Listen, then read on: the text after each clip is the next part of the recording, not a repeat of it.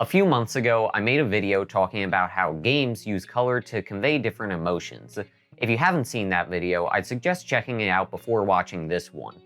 I talk about the details behind color theory and the different meanings of it throughout games as a whole.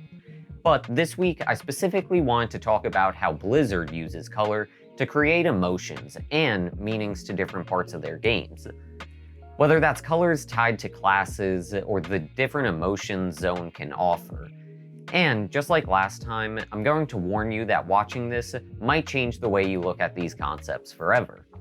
But before we get into that, I want to ask you to tell me about a game you want to see me break down, through the lens of a filmmaker. And if you like the stuff I'm making, please consider subscribing and liking the video. It really helps me out and lets me know you want to see more stuff like this. Now that we got that over with, let's change how you look at color in Blizzard's games.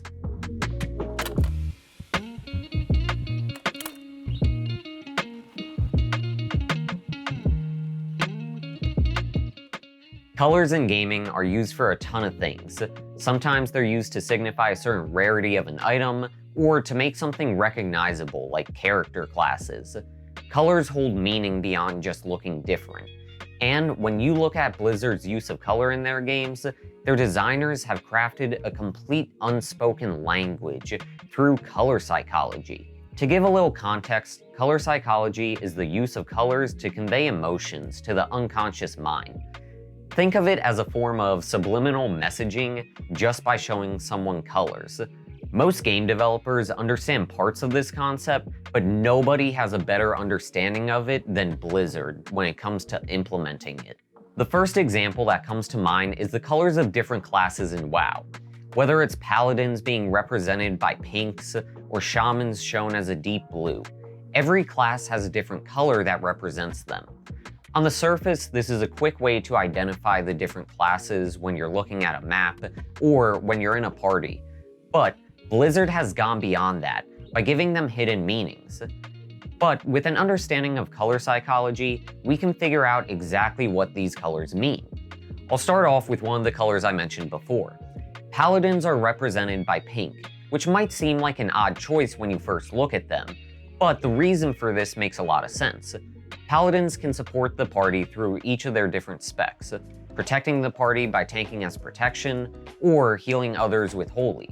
Instead of using pure force to protect others like prot warriors, paladins are about protecting through mitigating damage from their party and enhancing others. In the Tome of Divinity class quest for paladins, you're given an item that gives insight into what it means to be a paladin, stating, "Although called upon to smite evil in these harsh times, you must always remember that it's aiding others that will truly set you apart from the other citizens. Compassion, patience, bravery. These things mean as much to a paladin as strength in battle." Now that little bit of flavor text goes hand in hand with their class identity. When we see pinks, we subconsciously associate that color to things like sympathy, intuition, and here's the big one, compassion. This isn't any coincidence. Blizzard knew the different things that could be represented by each color, and chose to tie in the feeling of compassion that you naturally feel when you see pink, and decide to give that to paladins, subconsciously creating those feelings to the players who never dive into the lore. Now let's look at another example of Blizzard sneaking meaning into color, priests. Whenever you have a priest in the party, the color for their class is white. Most of the time when you party up with one, they're a healer of some sort, albeit you get the occasional shadow priest here and there. Now, while paladins have pink representing the same values as their class, when you look at priest, there isn't a specific item that can be referenced for the meaning behind their color. White is unique when it comes to color. It's a combination of all other colors of light. Think back to when you were in school, learning about the light spectrum and use those prisms to make a rainbow. White is the balance of all other colors, and when you look at the psychology of it, it all starts to make sense when tied to priests. White represents purity and balance. It creates a feeling of clarity through refreshing the mind. Now, let's look at the spells a priest has in their toolkit. They're one of the few classes that can remove debuffs like curses and counter fears, with things like Fear Ward. Priests are all about balancing debuffs on enemies and purifying the status effects on their party. Their entire class is based around the balance between keeping those around them free of harm while inflicting their enemies with just that.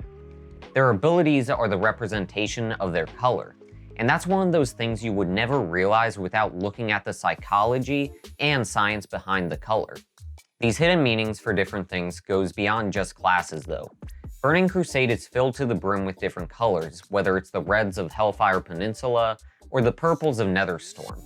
Each area has a distinctive color palette that gives each zone a unique identity. For example, Netherstorm.